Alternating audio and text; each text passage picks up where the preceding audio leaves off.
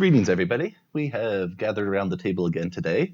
And if you're not blind or just not watching the show at the moment and just listening, you may not have noticed we have a new mat. Things have changed. Big celebration. Yay! Yep. This channel is not sponsored by ZT. No. Nor are we sponsored by Excel. No, but hopefully this mat will help show off the knives a little easier so they're not as hard to see and don't blend into the gray of the mat that we did have. And hopefully it'll be better for size references as well, because I think with the grid pattern as well. Yeah. At the moment, these are at, the grid itself is at ½ inches from each little square. Yeah, just for your reference there. Nice.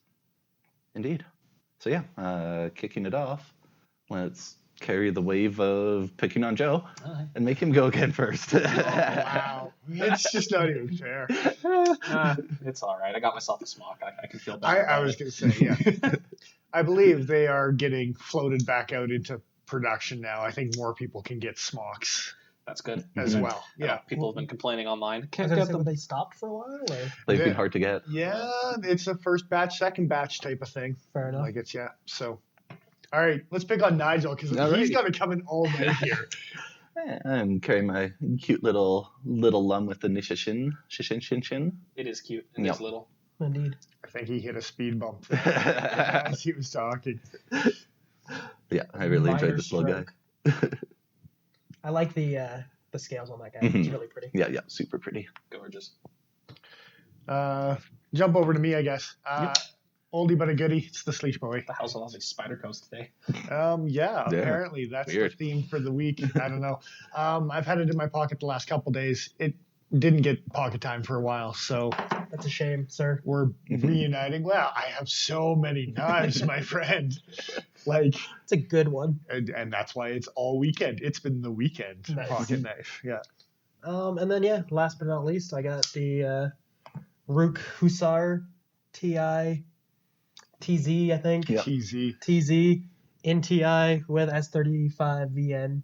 Goodness. Yeah. Wow. I'm pretty sure you just solved a mathematical equation with all of those letters and numbers. You like that? Yeah.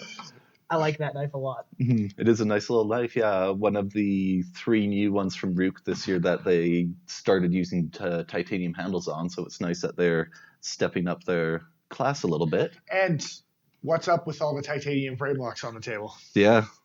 Yeah, there are a few, but on the note of the fact that Ruike was trying to step it up there a little bit in one of their 3 new ones, we're taking a look at one of the other new titanium-handled Ruikes. It is the M875-TZ. It certainly is. Letters and numbers. I keep forgetting. Yeah. So small gripe. This is... Wait. Paul's got a small Very gripe. small gripe. Why doesn't it end in TI? They're titanium. Okay, I have another small gripe. Nigel keeps on saying Z and we live in Canada. TZ. We're using inches to measure stuff. We're in Canada. Anyway. There's lots of problems.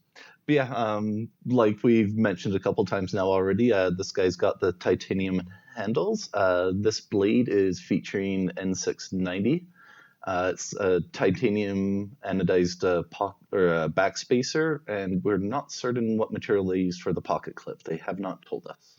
Whatever it is, it's non-magnetic. Yeah, and a nice little splash of a carbon fiber inlay there as well. This is out of the 3 new titanium frame lock designs Ruike has put out. This is the one that's completely unique. This wasn't a reinvigorated model. This one is completely new. Yeah. So there's no real analog to directly compare it to per se. So at an overall weight of 3.88 ounces, it would take just a little over 49 trillion of these guys to equal the weight of the Hoover Dam. There you go. Okay.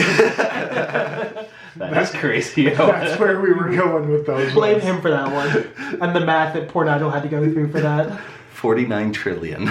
Holy hell. That's a few. Yeah. Just a few. He wanted a random stat. And so we listed a couple things, and they weren't random enough. So I randomly said Hoover Dam. That is truly random. 49 million. Yeah. And I'm pretty sure if you had... Trillion. Oh, sorry. Trillion.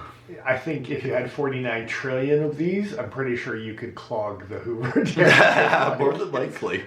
Well, I don't know if you really would, because they've got the flow-through pivot, so it just everything would pass right Sweeps through. It's a trickle drain. A partially open construction. Yeah. And then at a overall length of 8.19 inches, it would take about 4 chocolate pepper scorpions, or chocolate scorpion peppers, which is a hybrid of Trinidad Moruga scorpion peppers. Yeah, they are. And so it would take about 4 of them to equal the length of this guy. Cute little peppers. They're very spicy. They're not cute. They're really ugly. So they put the 875-TZ, I believe is what this guy is, and they put 4 of these insanity peppers, as I'm going to call them, in front of you, and say you've got to eat one or the other. I'll eat the peppers. I'll eat the peppers too. I'll try for the knife, but these I don't two know how guys it's are going going to down. get their torque. They're going to get their torque kits out, one piece at a time. I'll eat it in flex. It'll take a while. Can I grind it into powder first? I'll eat all 4 peppers. How long do I have to eat this thing? Now that you know the rundown of this little guy, let's get into the scoring. Let's go, Paul. All right. Starting off on a good note for this guy here. It got really good scores across the board. I really like Ruike knives, and I was really excited to see what they were going to do when they came out with titanium and like upgraded steels and stuff like that. I gave it 9s and 10s across the board, basically an objective. Other than ergonomic execution, I gave it an 8.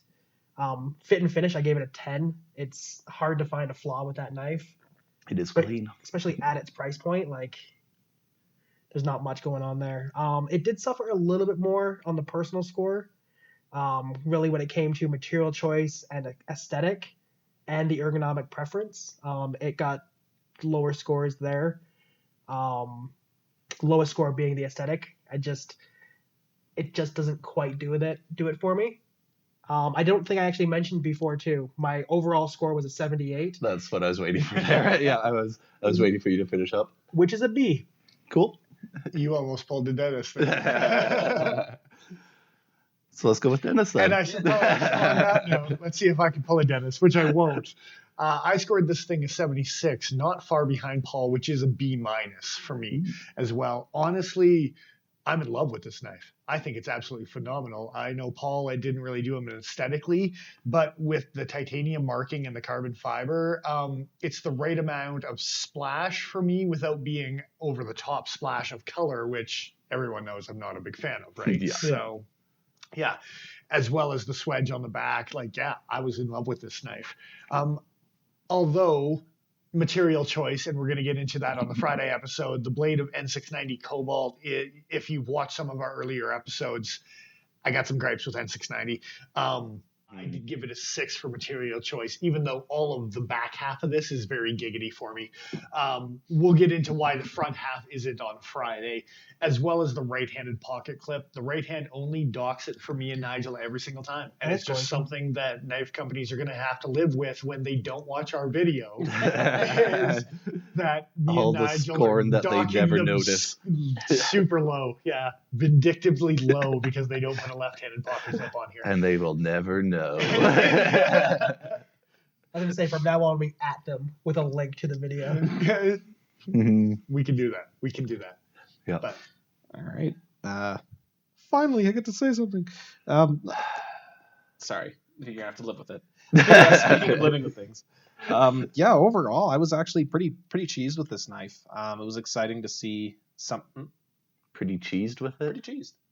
I like cheese. Cheese is good. Okay. no. Pretty isn't like kind of like well, whatever. We'll have that discussion later. A couple of things were hanging up for me. So overall, it got a 73, a C+. In particular, the finger choil really held it back in the ergonomics department. This feels too wide or not wide enough. My middle finger's hit right in the middle. Little bit of a weak D10. Lowest score really was for ergonomic preference, though. Highs were for cost of materials and cutting ability, which I think this knife has in spades. It cuts real nice. Mm-hmm. So yeah, that's kind of the roundup of our scores there.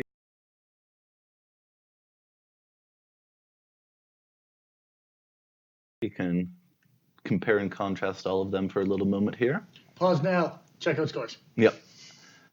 And then once you're done ogling all that, I'd just like to give a shout out to the Cutting Edge once again here for letting us play with the knife for the review here. Yeah, we're gonna throw it after this. So thanks, guys, for letting donation. It'll be back on your shelf by Monday. Don't worry about It'll it. be fine. Perfect condition. So for legal reasons, that was a joke. So unless anyone else has any final points here. No. So yeah, that is the hard and fast look at the Ruike M875-TZ. Just for Dennis. Said it. So yeah, we will catch you again at the end of the week. This is Nigel the Smith signing off. I am who I am. I'm Dennis Vipers. I am the Iron Joe. And I'm exile.ca. We will catch you again next time.